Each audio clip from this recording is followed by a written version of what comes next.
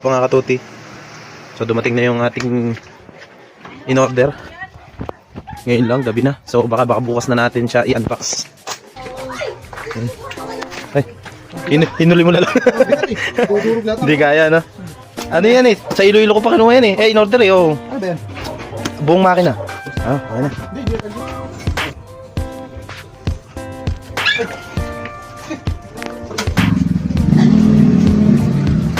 So ito mga katuti, bukas na natin to ibubuksan. Bukas na natin i-unbox kasi medyo madilim na.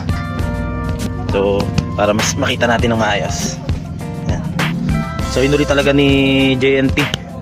Shoutout kila sir. Inuli nila kasi mahirap to pag may kasabay na ibang parcel. Dahil ang kilo nito is 32. Ayan o, 32 kilo. So yun, bukas na lang natin i-unbox.